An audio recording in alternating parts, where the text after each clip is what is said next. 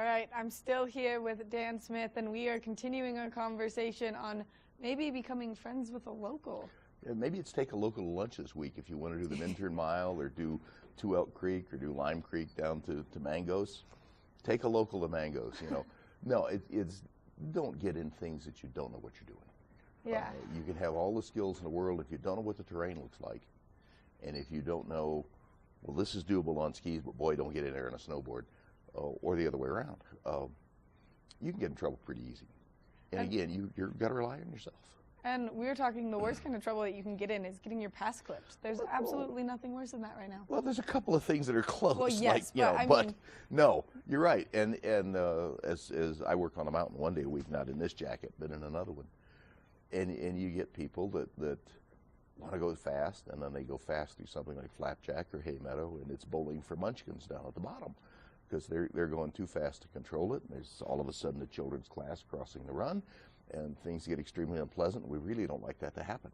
It's very hard on the munchkins. It's very hard on your skis. You just, don't do that. So if you're going to ski fast, there are plenty of places to ski fast.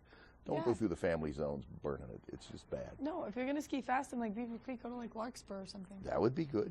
There's several places you can challenge yourself, but just skiing fast to ski fast is not really what it's all about. No, not at all. And like you said earlier, just passing that rope and saying, oh, I can still see the rope, so I'm like, okay, is also not a good thing. We did a helicopter evac, I remember Thursday or Friday last week. And there were some people who are getting very irate because you block the area the helicopter's coming in at. It's rotor blades, people, not a good mix. And there were some people who were very upset that they couldn't go into Siberia or Bolshoi or something because the patrol had it blocked to get the helicopter in. You're here, 5-7 days if you're a guest, and you're here full-time if you're a local. There's sometimes, it's not that everybody's being mean and it's the secret powder stash and we're just not going to let you in it because we're saving it for ourselves. That's not the way it works. The backcountry is the same way. There are places that you don't go now. Right now we have moderate avalanche danger, which is actually worse than extreme avalanche danger because people don't really understand it's still dangerous. No, but with that sun that we've been having, melting down the snow and making it really soft, and then the snow that we're about to get, when that snow refreezes and then we get that fresh powder on top of it, that risk is only going to go up. And we have about 2 ice layers that are in the snow right now on a lot of slopes. And it's not, is that slope going to slide? It's going to. Now the only question is, are you going to be in the bottom? Yeah. There's only 100% way not to get caught in an avalanche, or not to get killed in an avalanche. Don't get caught in an avalanche. Just avoid the avalanche altogether. Avoid avalanche terrain. When you're traveling in the backcountry, always be aware of what the slopes are on both sides of you. Yeah. If it's around 30 to 35 degrees, you're in a dangerous spot. And you have to have a really good reason to be there. Find another route. You might have to climb up to a ridge and stay on a ridge. Just because it's trees doesn't mean you're safe.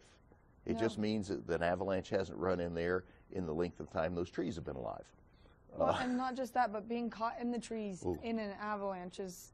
Most people who are killed in avalanches, about 70%, are killed by blunt force trauma. Usually getting dragged through the trees, over a cliff, or other debris. But the trees, people tend to wind up against the tree. I'm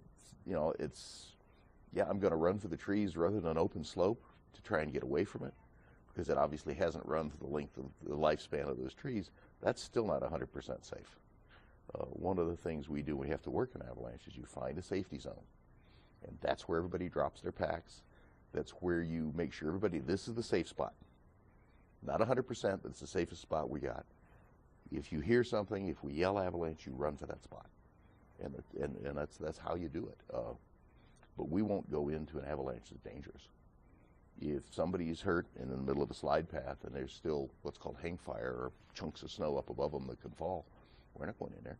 Yeah. Ski patrol's not going in there. Nobody's going in there.